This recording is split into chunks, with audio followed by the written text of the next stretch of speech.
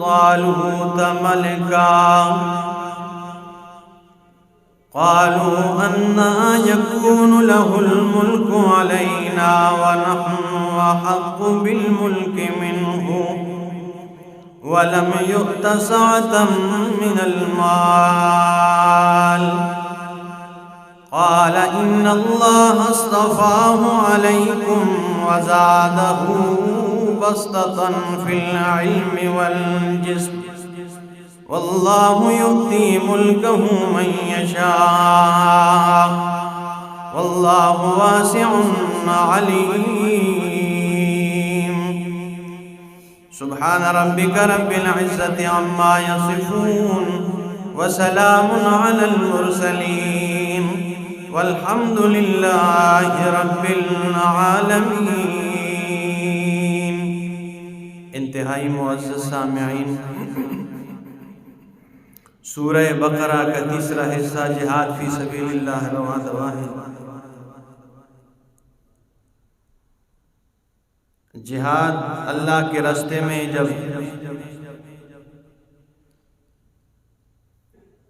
کرتے ہیں تو اس کے لیے امیر اور تنظیم کا بنانا یہ ضروری ہے. جب امیر نہیں ہوگا اور تنظیم نہیں ہوگی تو پھر جہاد نہیں کر سکو گے. امیر کا ہونا لازم ہے اور پھر امیر کی اطاعت بھی ضروری ہے. یہ نہیں کہ امیر مقرر کرے اور پھر اپنی منمانی کرے ہر بندہ.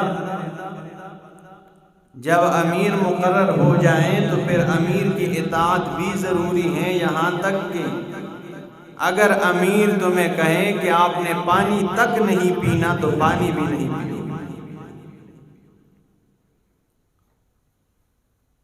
بنی اسرائیل نے کہا اپنے نبی سے، میں نے آپ سے کہا تھا کہ غالباً شمویل علیہ السلام یا شمعون علیہ السلام یا شیس علیہ السلام، یہ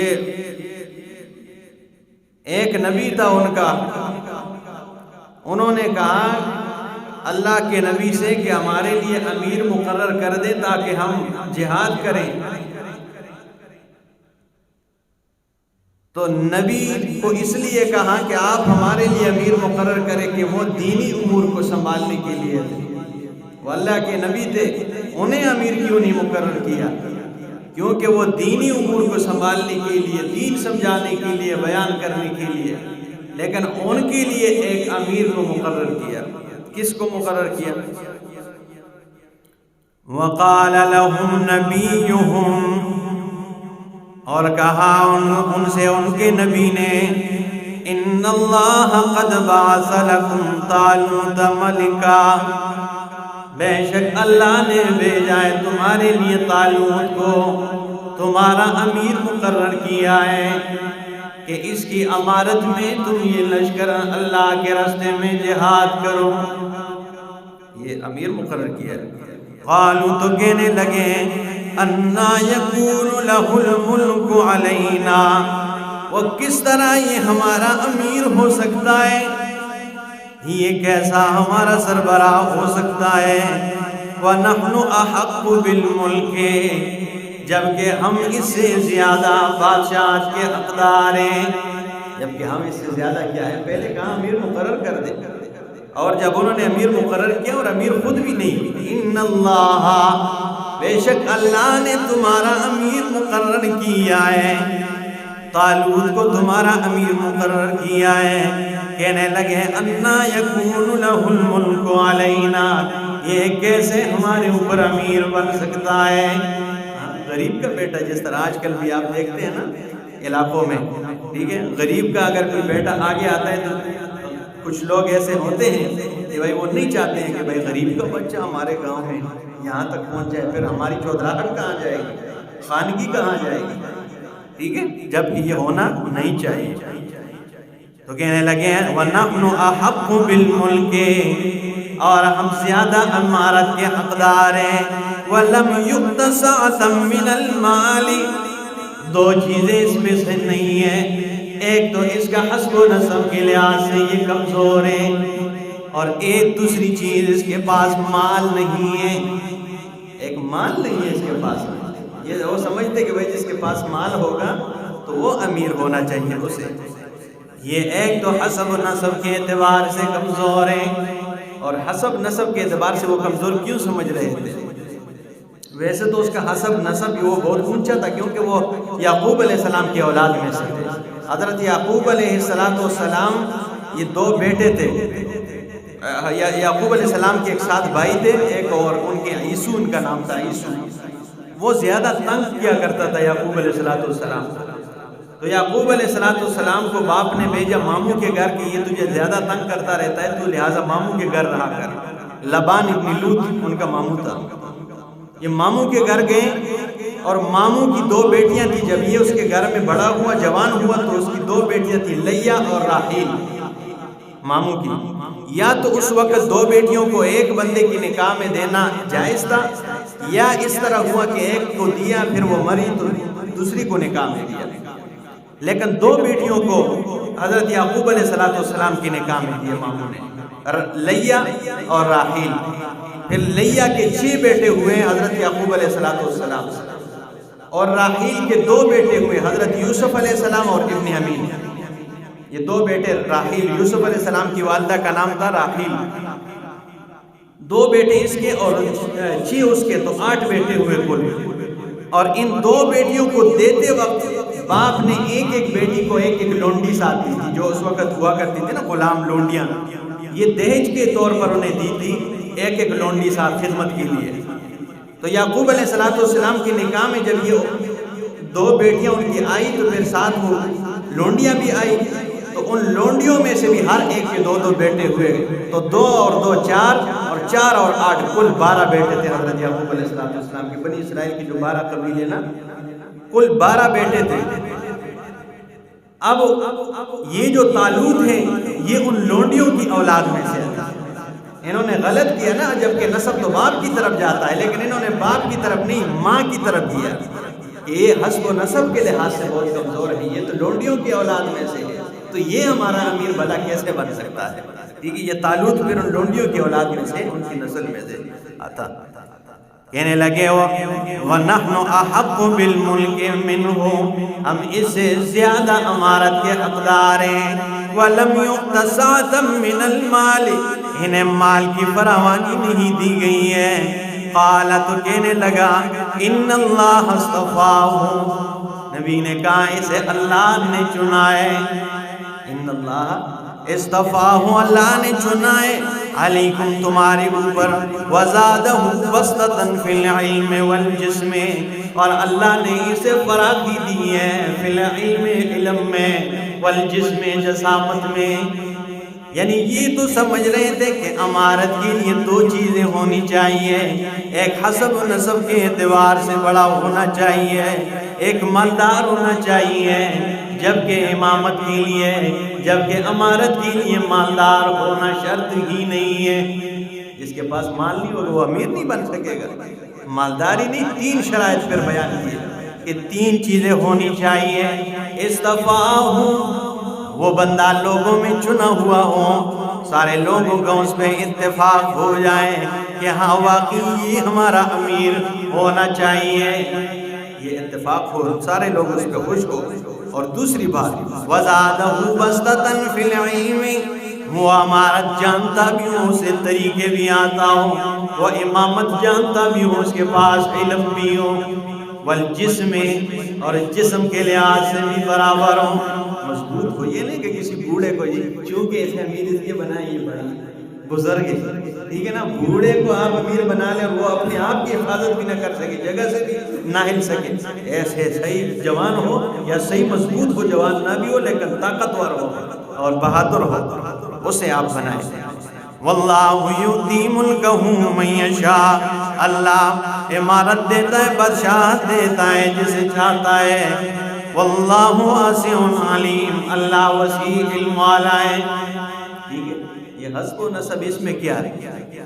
یا مال و دولت، یہ تو شرط نہیں ہے. ابو بکر صدیق رضی اللہ تعالیٰ عنہ، اللہ کے پاک پیغمبر صلی اللہ تعالیٰ علیہ وسلم نے ایک لشکر کو تیار کیا ہے، لڑنے کے لیے لشکر بھیج رہے تھے.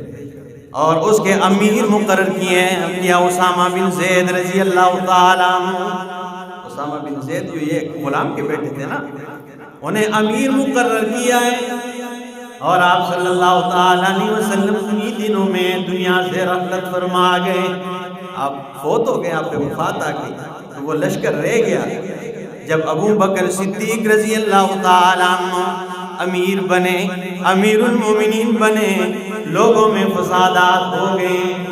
زکوٰۃ دینے والوں نے کہا ہم زکوٰۃ اللہ کے رسول کو دے رہے تھے، اب اپنی مرضی سے زکوٰۃ کو دیں گے، لیکن ابو بکر صدیق رضی اللہ تعالیٰ عنہ کو زکوٰۃ نہیں دیتے. زکوٰۃ نہیں دیں گے، ہم اپنی مرضی سے دیں گے، اسے نہیں دیں گے. صدیق اکبر رضی اللہ تعالیٰ عنہ لڑنے کے لیے تیار ہوتے ہیں، اور اس لشکر کو جو نبی علیہ السلام نے تیار کیا تھا اسامہ بن زید رضی اللہ تعالیٰ عنہ کی نگرانی میں، انہی کی امارت میں لشکر تیار کر رہے ہیں. وہی لشکر صحابہ کرام آگے مشورہ دیتے ہیں. فاروق اعظم رضی اللہ تعالیٰ عنہ فرماتے ہیں آپ کیوں لڑنے کے لیے لشکر کو بھیج رہے ہیں؟ آپ ان سے کیوں لڑتے ہیں جبکہ وہ کلمہ گو ہیں؟ اور اللہ کے پاک پیغمبر صلی اللہ تعالی علیہ وسلم کا فرمان ہے امرت ان اقاتل الناس حتی یشہدوا ان لا الہ الا اللہ، مجھے حکم دیا گیا کہ میں لوگوں سے قتل و قتال کروں یہاں تک کہ وہ لا الہ الا اللہ کا کلمہ پڑھ جائیں. کلمہ پڑھ جائیں، جبکہ یہ تو پہلے سے کلمہ پڑھتے ہیں. اب صدیق اکبر رضی اللہ تعالیٰ عنہ نے ان کے حدیث جو انہوں نے حدیث پیش کی رسول اللہ صلی اللہ علیہ وسلم، اس کا جواب نہیں دیا، کیونکہ صدیق اکبر رضی اللہ تعالیٰ عنہ حدیث کے مفہوم کو فاروق اعظم سے زیادہ سمجھ رہے تھے. لیکن جواب میں فرماتے ہیں او فاروق اعظم اللہ کی قسم ہے جب تک میرا یہ سر اس دھڑے پر موجود ہے اس وقت تک انہیں نہیں معاف کروں گا، لشکر لڑائی کے لیے بھیجوں گا. یہ یوں ہاتھ مار کے کہا جب تک سر اس دھڑے پر موجود ہے نا. آج کل دیکھیں نا، ٹھیک ہے، لوگ بیان کرتے ہیں صدیق اکبر رضی اللہ تعالیٰ عنہ، ٹھیک ہے، ہاں صبح سے روتے تھے شام تک، شام سے روتے صبح تک، اتنے نرم دل تھے. واقعی صحابہ میں زیادہ نرم دل تھے، لیکن ان کی سختی بھی دین کے معاملے میں ذرا بیان کیا کرو.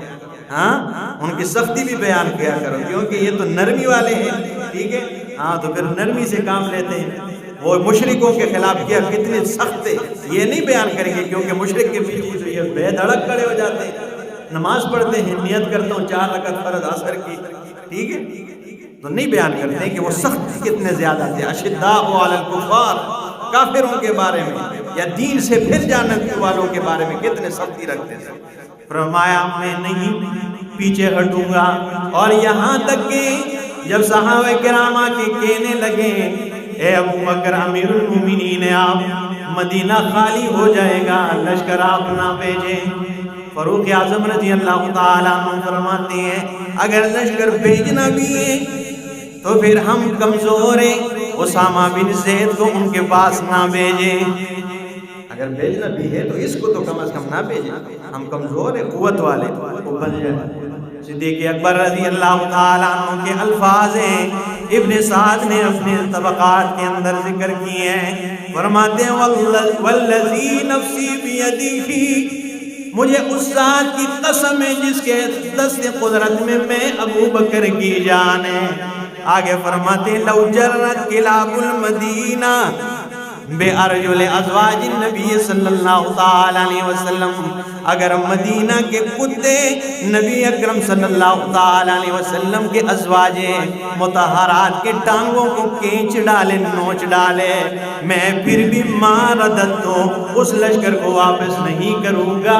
وجہہ رسول اللہ، جسے اللہ کے رسول نے لڑائی کے لیے تیار کیا ہے. ٹھیک ہے، یہ الفاظ ہے ابو بکر صدیق رضی اللہ تعالیٰ. ٹھیک ہے، اگر کتے بھی یہ ٹانگیں کھینچ لے، میری بھی ازواج مطہرات کی بھی، پھر بھی میں اس لشکر کو بھیجوں گا آگے لڑائی کے لیے. ٹھیک ہے، تو اب میں بتانا یہ چاہتا ہوں کہ اس لشکر کا امیر اور جب جا رہے تھے اسے اونٹنی پہ سوار کیا اسامہ بن زید رضی اللہ تعالیٰ. وہ پھر اترتے ہیں کہ حضرت میں کیسے آپ کے سامنے، وہ پھر اشارہ کرتے سوار ہو جاتے، پھر سوار کرتے، پھر بھی اترتے اور یہ پھر سوار کرتے. یہ بتانا چاہتے ہیں کہ جیسے ایک عزت دار آدمی کسی کوئی مہمان اس کے پاس آ جائیں تو وہ جب رخصت ہو رہا ہے تو یہ میزبان جو ہے ہاتھ ملاتا ہے اور کہتے ہیں صبر جی میں آپ سے اڈے تک چلا جاتا ہوں، میں گاڑی تک آپ کو چھوڑ دیتا ہوں۔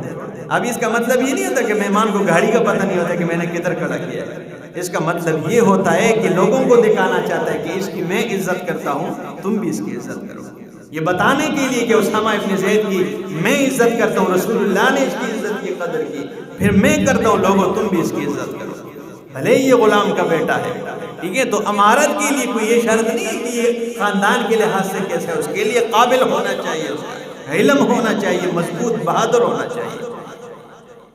فرمایا واللہ یؤتی ملکہ من یشاء واللہ واسع علیم وقال لهم نبیہم، اور کہا ان کے لیے ان کے نبی نے ان آیت ملکہ ان یأتیکم التابوت، ان کے نبی نے کہا اس کے بادشاہت کی نشانی یہ ہے کہ یہ تمہارے پاس وہ صندوق لائے گا فیہ سکینۃ من ربکم، جس میں تمہارے رب کی طرف سے تمہارے لیے سکینہ ہے، سکون ہے، وَبَقِيَّةٌ مِّمَّا تَرَكَ آلُ مُوسَىٰ وَآلُ ہارون، اور وہ باقیات جو چھوڑا ہے آل موسیٰ نے اور آل ہارون نے، تحملہ الملائکہ، اٹھا کے لائیں گے اسے ملائکہ، ان فی ذلک لآیۃ لکم، بے شک اس میں نشانیاں تمہارے لیے ہیں، ان کنتم مؤمنین، اگر تم ایمان رکھتے ہو، اگر تم یقین والے ہو نا، ایمان رکھتے ہو تو اس میں بڑی نشانیاں ہیں۔ اب یہ مطلب کیا ہے؟ وَقَالَ لَهُمْ نَبِيُّهُمْ إِنَّ آیَةَ مُلْکِهِ، یعنی اس کی بادشاہت امارت کی نشانی ہے کہ یہ تمہارے وہ صندوق لائے گا۔ یہ صندوق کیا تھا؟ اس میں تورات پڑھا ہوا تھا، اور موسیٰ علیہ السلام اور ہارون علیہ السلام کے جانے کے بعد جب بخت نصر نے اس پہ حملہ کیا تو وہ اسے قبضے میں لے لیا، وہ صندوق لے گیا۔ تو یہ فرمایا کہ یہ بادشاہ یہ اس لیے تمہارا امیر مقرر کیا کہ دیکھنا یہ تمہارے اس صندوق کو ان سے چھین کے لائے گا، فرشتوں کی مدد سے وہ صندوق تمہارے پاس لے کے آئے گا۔ اور اب یہاں پہ کچھ لوگوں نے اس سے ثابت کیا کہ دیکھو نا جی صندوق میں کیا پڑے تھے، جوتے پڑے تھے حضرت موسیٰ علیہ السلام کے، ٹھیک ہے نا، ان کی چادر مبارک پڑی تھی۔ تو دیکھیں تبرکات، سب سے پہلی بات تو یہ ہے کہ تبرکات، ان تبرکات کو ہم بھی مانتے ہیں جو منسوخ ہو، لیکن تم نے تو قبر پہ پڑے تیل کو بھی تبرک والا سمجھا ہے، اس پہ پڑے نمک کو بھی تبرک والا سمجھا ہے، ٹھیک ہے نا، اس پہ پڑے پتھر کو بھی تبرکات میں سمجھا ہے۔ یہ یہاں پہ اس سے وہ تبرکات مراد نہیں ہے، اس سے مراد توریت کا وہ نسخہ ہے، کیونکہ یہاں الفاظ سے پتہ چلتا ہے کہ اللہ فرماتے ہیں فیہ سکینۃ من ربکم، جس میں تمہارے لیے سکینہ ہے، سکون ہے۔ اور قرآن میں اللہ فرماتے ہیں الا بذکر اللہ تطمئن القلوب، خبردار رہو کہ اللہ کے ذکر ہی سے دلوں کو اطمینان ملتا ہے۔ اللہ کی کتاب تو وہ بھی نا، اللہ کی کتاب ہے، توریت اللہ کی کتاب نہیں، تو اس میں اللہ کی کتاب ہی میں دلوں کو سکون ملتا ہے، تو توریت کا تھا۔ اور یہ ان کے غیرت کو جگانے کے لیے، اس لیے تو وہ کہہ رہے تھے کہ بھئی یہ صندوق کسی طرح ہم حاصل کر لیں، کیونکہ ہماری بےزتی ہے، پورے نسخہ ہم سے اٹھا کے قبضے میں لے لیا۔